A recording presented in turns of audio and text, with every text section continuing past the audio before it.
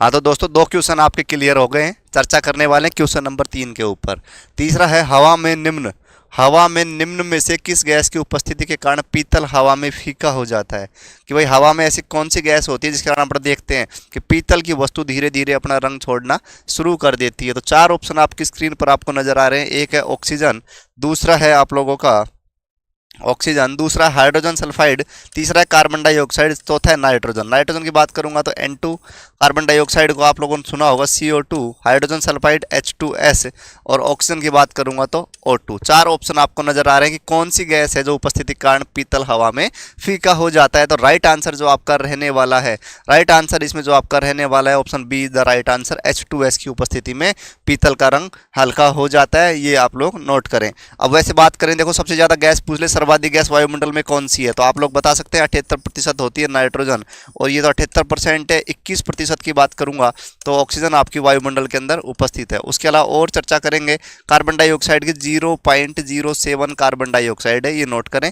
तो वायुमंडल में अनेकों गैस है लेकिन सबसे ज्यादा नाइट्रोजन है, उसके बाद आप लोगों की ऑक्सीजन है। सवाल नेक्स्ट छप गया। नेक्स्ट सवाल आप लोगों के स्क्रीन के ऊपर, निम्न में से कौन सी गैर धातु है जो कमरे के तापमान पर तरल रहती है? ऐसी कौन सी धातु है जो कमरे के तापमान पर यानी कि सामान्य तापमान पर तरल अवस्था में पाई जाती है? वो धातु इसमें पूछी गई है। तो दोस्तों वो धातु आप लोगों से पूछी गई है। तो मैं आपको एक चीज और बता दूं, ये गैर धातु जो लिखा हुआ है, गैर धातु यानी कि धातु नहीं है। इसको एक क्वेश्चन छप सकता है, गैर धातु की जगह अधातु। कौन सा क्या छप सकता है? अधातु।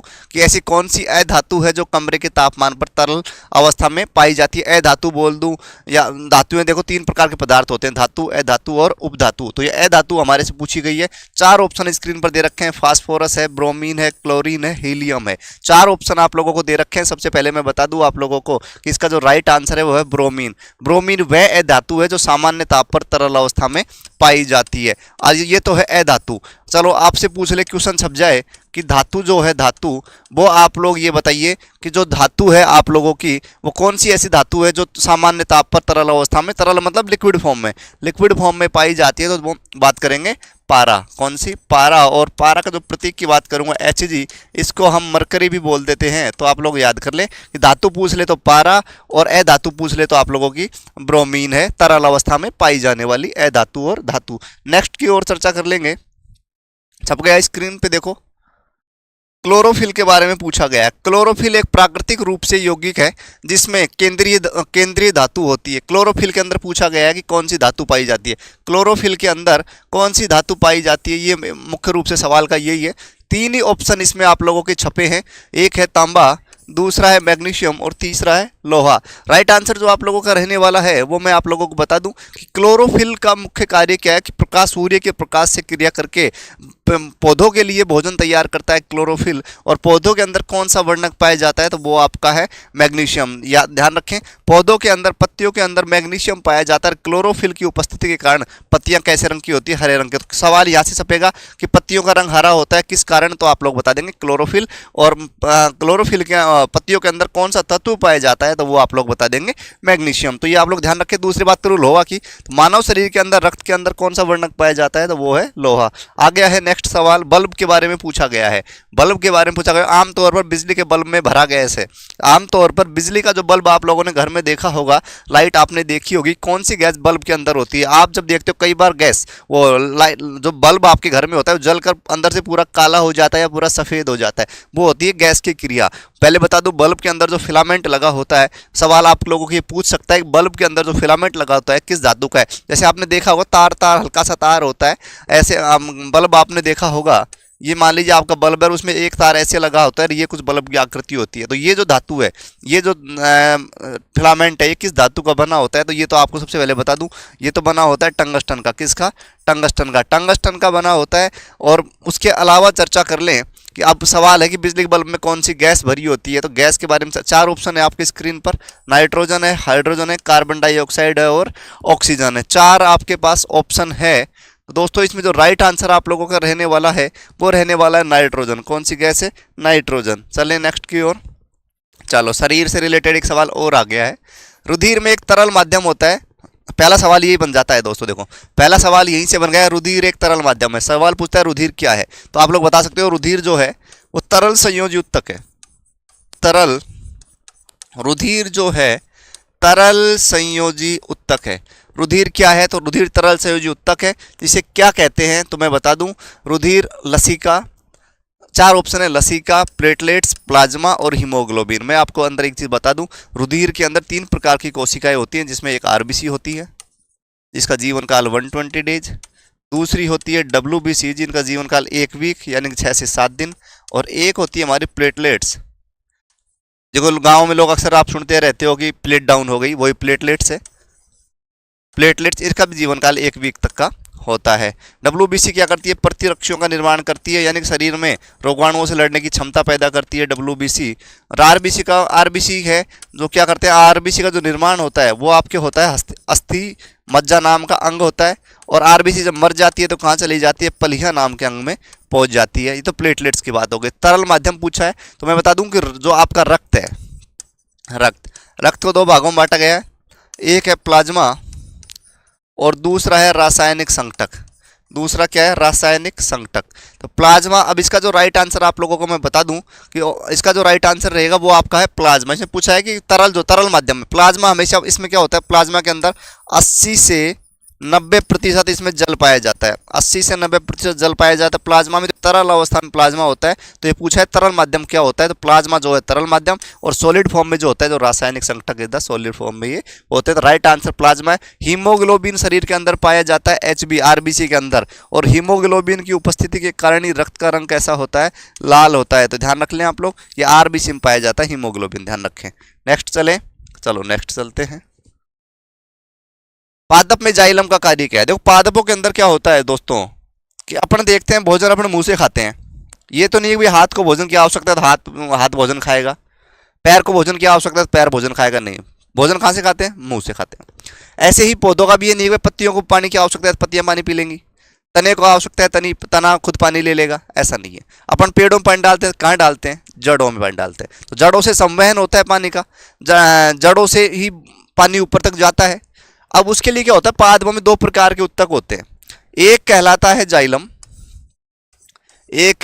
जाइलम और दूसरा कहलाता है फ्लोएम। 2 प्रकार के उत्तक हो गए पादप के अंदर, एक जाइलम एक फ्लोएम। जाइलम की बात करेंगे तो देखो इतना से ध्यान रख लें, जाइलम फॉर जल से बन रहा है जाइलम, और फल से बन रहा है फ्लोएम। तो जल तो हम पीते हैं और फल हम खाते हैं। तो इतना ध्यान रखिए, जो लिक्विड फॉर्म में जो भी सब वहन होगा, जो भी बढ़ेगी मात्रा आगे, वो तो जाइलम के माध्यम से, और जो रासायनिक संघटक का जो उत्तक का वहन होगा वो क्या कहलाएगा? फ्लोएम। या मान लो वहन उत्तक है, ये भोजन को ऊपर तक पहुंचा देते हैं।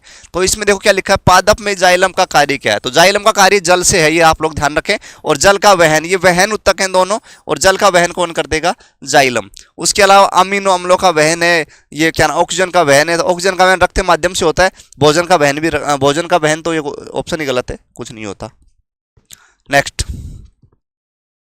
चर्चा कर लेंगे, पीयूष ग्रंथि के बारे में सवाल छप गया है दोस्तों। एक बार पीयूष ग्रंथि से स्त्रावित होने वाले हार्मोन, सबसे पहले तो वृद्धि शब्द को फिर से सही करना पड़ेगा। वृद्धि शब्द की बात कर लेंगे। देखो दोस्तों, सॉरी,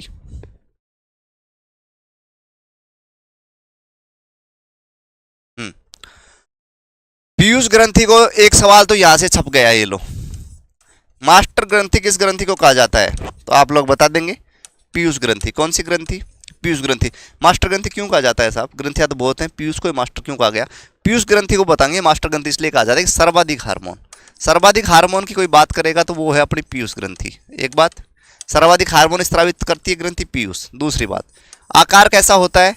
तो आकार आप बताएंगे मटर के दाने के समान। मटर के दाने के समान आकार होता है। कहाँ स्थित होती है? सिर के पीछे या गर्दन के ऊपर, ध्यान रख लो, सिर के पिछले हिस्से में, सिर के पिछले हिस्से में ये होती है आप लोगों की, सिर के पिछले हिस्से में ये ग्रंथि पाई जाती है। हो गया इतना।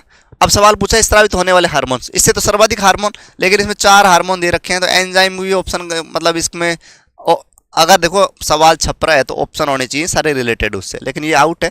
एंजाइम शरीर में क्या होते हैं? वृद्धि उत्तक होते हैं, ये भाई शरीर में क्रिया करवाने में सहायक होते हैं। शैवाल आप लोगों का जहाँ लगातार पानी भरा रहता है, शैवाल एक प्रकार का, ये मान लीजिए कि रोगाणु टाइप है शैवाल। जिब्रेलिन्स ये आपका जरूर हार्मोन है। लेकिन ये पादप हार्मोन है, पेड़ पौधों में पाया जाता है, फलों को पकाने में इसका मुख्य भूमिका होती है या उत्तकों की वृद्धि में इसकी मुख्य भूमिका होती है। इसका जो राइट आंसर रहने वाला है वो रहने वाला है वृद्धि हार्मोन। इसके अलावा बात करें तो आप लोगों के लिए तो ACTH एंटी डायूरेटिक हार्मोन, इसके अलावा ल्यूटिनाइजिंग हार्मोन, इसके अलावा अन्य हार्मोन, अधिक से अधिक सबसे ज़्यादा हार्मोन मिलते हैं वृद्धि हार्मोन इसमें पीयूष ग्रंथि में। नेक्स्ट वायरस से होने वाले सामान्य रोग। वायरस से होने वाले सामान्य रोग, देखो रोगाणु क्या होते हैं, तो वायरस से होंगे या जीवाणु से होंगे, या मलेरिया की बात करेंगे तो प्रोटोजोआ से या फंगी से होता है। तो दोस्तों बात करेंगे वायरस से होने वाले सामान्य रोग, इसकी मैं एक आपको ट्रिक दे दूंगा, लेकिन अभी बात कर लेंगे वायरस से होने वाले रोग। तो वायरस से जो रोग होते हैं साथियों, उनकी चर्चा करेंगे अपन लोग। तो मैं बता दूं आपको, इन्फ्लुएंजा, इसमें ऑप्शन दे रखा है इन्फ्लुएंजा, डेंगू बुखार अथवा एड्स और खांसी जुकाम, ये सब वायरस से फैलने वाले रोग है। किसी के साथ हाथ मिलाने पर, किसी के सामने रोगी के सामने बैठने पर ये रोग सब फैल जाते हैं। तो ये होते हैं वायरस के कारण। जीवाणु तो सर जब हम खाते हैं शरीर में जाता है तो उससे जीवाणु से होते हैं रोग, लेकिन जब पास बैठने से, हाथ मिलाने से, तो ये सब क्या नाम है, ये सब रोग वायरस से हो जाते हैं। और एड्स की मैं बात करूं, एड्स की, तो एड्स का पूरा नाम आपके छप सकता है, ये ध्यान रखें, एड्स का पूरा नाम छप सकता है। तो मैं आपको लिख देता हूं कि एक्वायर्ड इम्यूनो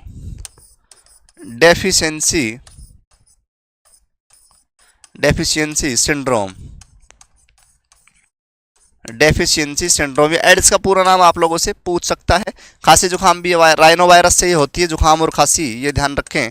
तो इसका राइट आंसर जो रहने वाला है, उपयुक्त सभी इसका राइट आंसर रहने वाला है। नेक्स्ट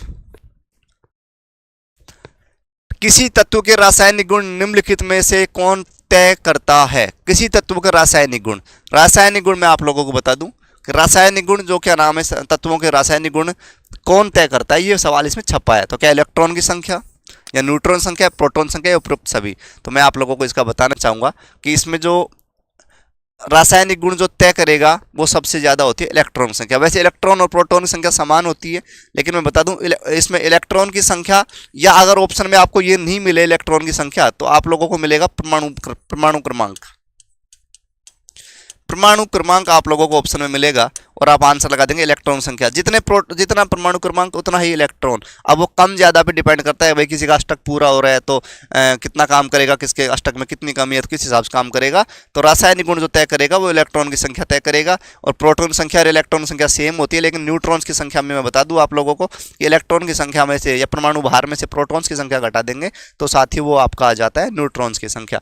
इलेक्ट्रॉन की खोज किसने करी, तो मैं आपको बता दूं इलेक्ट्रॉन की खोज किसने करी, न्यूट्रॉन की खोज किसने करी, तो मैं बता दूं एक ट्रिक चलती थी ईंट पर नाच। ईंट पर ई फॉर इलेक्ट्रॉन, पे फॉर प्रोटॉन और ने फॉर न्यूट्रॉन। तो न्यूट्रॉन से नाच मतलब चैडविक। प्रोटॉन की खोज देखो कई, तो मैं बता दूं आपको, कई रदरफोर्ड बता देते हैं, कई आइंस्टीन बता देते हैं, लेकिन कोई दोनों ऑप्शन आप लोग ध्यान रखें, तो आइंस्टीन या रदरफोर्ड इसका राइट आंसर रहेगा। उसके अलावा ईंट पर नाच तो जे थॉमस आपने नाम सुना होगा, जे थॉमस, तो इलेक्ट्रॉन की खोज करी थी जे थॉमस ने, ये ध्यान रख लें। उपयुक्त इसका क्या है रासायनिक गुण, तो ये आएगा इलेक्ट्रॉन की संख्या। चलेंगे नेक्स्ट की ओर। मोमबत्ती का जलना दहन है। अब देखो मैं इसमें आपको दो चीजें बताऊंगा। मोमबत्ती का जलना कौन सा दहन है? दो प्रकार के परिवर्तन होते हैं, भौतिक परिवर्तन, रासायनिक परिवर्तन। एक तो आपसे सवाल यहाँ से छप जाए, सवाल नंबर 12 है ये, तो आप लोगों को मैं बता दूं, या मोमबत्ती का इसमें पूछा है प्रकाश रासायनिक अभिक्रिया है, या भौतिक परिवर्तन है, या उष्मा शोषी अभिक्रिया है, या उष्मा क्षेपीय अभिक्रिया। दो प्रकार की अभिक्रिया आपने सुनी होगी। ऐसी अभिक्रिया जिसमें उष्मा का अवशोषण होता है, उष्मा को इकट्ठा किया जाता है, वो तो कहलाती है उष्मा का इकट्ठा करना, वो तो कहलाती है उष्मा शोषी। उष्मा का उत्सर्जन यानी उष्मा उड़ गई, वो कहलाती है उष्मा क्षेपी। भौतिक परिवर्तन वे परिवर्तन होते हैं जिनको बार बार किया जा सकता है, जैसे कि पानी का बर्फ बना लेना, बर्फ का पुनः पानी बना लेना, और साथियों इस प्रकार से एक वस्तु को बार बार परिवर्तित किया जा सकता है, तो वो क्या है भौतिक परिवर्तन। जैसे कागज का फाड़ देना तो दोबारा चिपका सकते हैं, लेकिन कागज को जला दें तो क्या दोबारा कागज आ सकता है? तो कागज का फाड़ देना तो क्या है भौतिक परिवर्तन, लेकिन कागज को जला देना क्या है रासायनिक परिवर्तन। तो इस प्रकार से आपको मैं इसे पूछा है दहन। अब मोमबत्ती जलाएंगे तो धुआं उड़ जाएगा, आसमान में इकट्ठा कर लेंगे उड़ जाएगा, यानी उष्मा का उत्सर्जन हो रहा है। उष्मा का उत्सर्जन हो रहा है तो क्या होगी ये उष्मा क्षेपी अभिक्रिया। उसके बाद चर्चा फिर से नेक्स्ट की ओर। निम्नलिखित में से कौन सी उत्कृष्ट गैस नहीं है? मैं आपको बता दूं, आपने किसी ने अगर साइंस पढ़ी होगी तो आप लोगों ने आवर्त सारणी जरूर पढ़ी होगी, और आवर्त सारणी पढ़ी होगी तो 18वां वर्ग जरूर देखा होगा, जिसमें आपको दिखता है कुछ इस प्रकार से, जिसमें आपको दिख जाएगा कुछ इस प्रकार से। देखो, ये है आपका 18वां वर्ग, ये आपका आता है परमाणु क्रमांक 2 पर। 2 में 8 जोड़ दें 10, 10 में फिर 8 जोड़ दें 18, 10 ही क्यों जोड़े साहब, फिर 18 जोड़ेंगे तो ये आपका 36, फिर 18 जोड़ेंगे तो 54, और फिर जोड़ेंगे 32, तो ये आपका हो जाएगा 86 नंबर। ये आपकी आवर्त सारणी है, ये कहलाती है हीलियम। ये क्या कहलाती है? हीलियम। ओके, ये क्या कहलाती है? नियोन। ये क्या कहलाती है? आर्गन। ये क्या कहलाती है? क्रिप्टॉन। ये क्या कहलाती है? जिनोन। और ये क्या कहलाती है? रेडोन।